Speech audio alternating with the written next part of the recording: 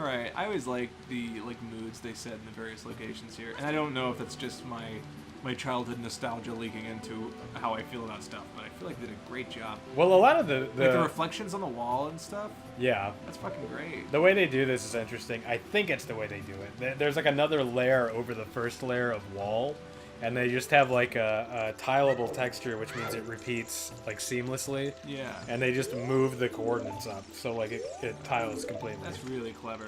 It looks great. Pretty interesting, but a lot of the mood in this game is from the music.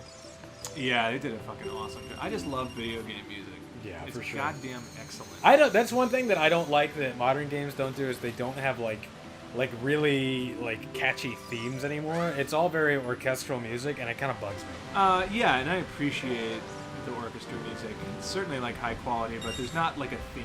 Yeah, I mean, I guess like I would say probably the last game that had like a really good like theme song is probably Skyward Sword. And that one was just this one reversed. I was gonna say that was a lot of the similar themes of this one.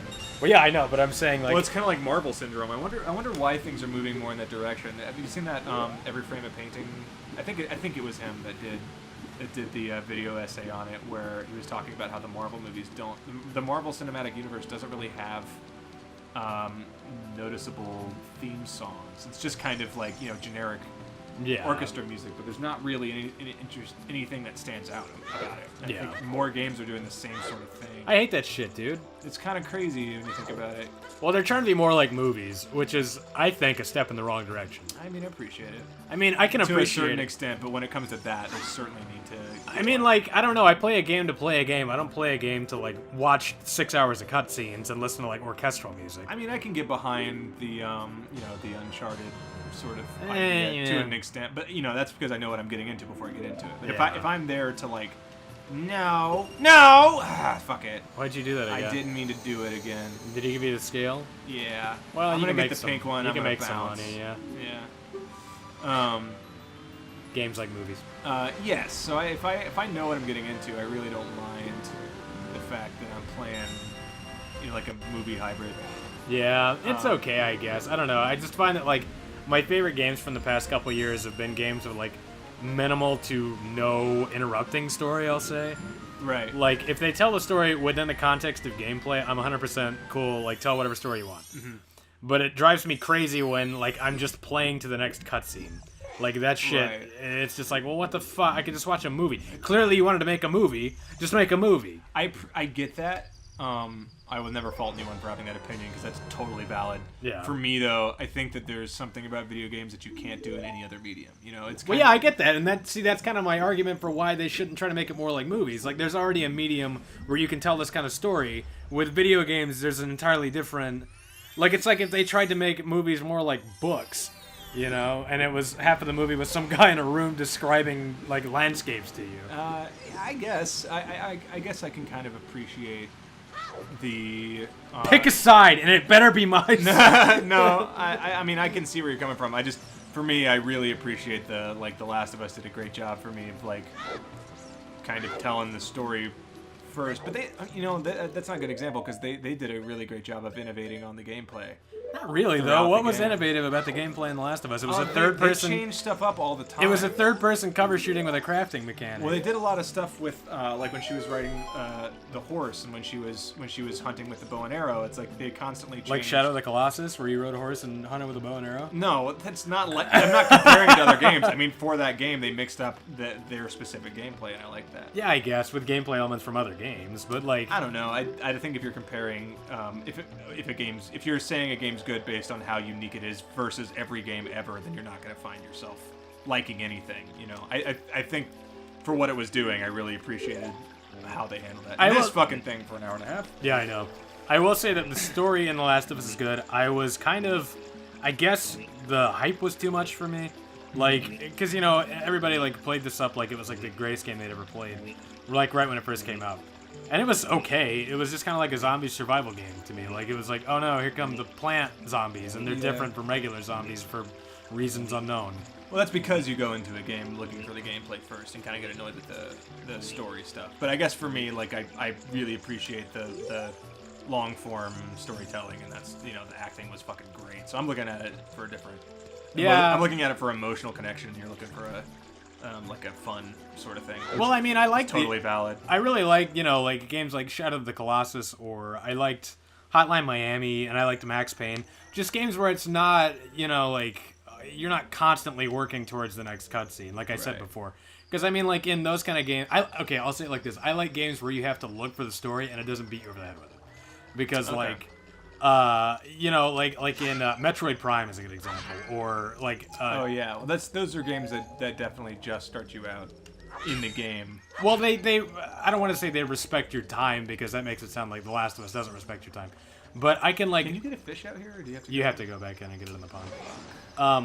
But like, it seems like you have to like in Metroid Prime, if you just want to play the game, you can. But if you want to go out and look for the lore, like there's all kinds of shit like written out, and you can find like backstories on like all kinds of animals and everything in the game. If you scan it, it has like a little book that kind of teaches you about like where this animal came from, and like what it's adapted to and what it eats and all kinds of crazy shit. So I really appreciate when it lets me like.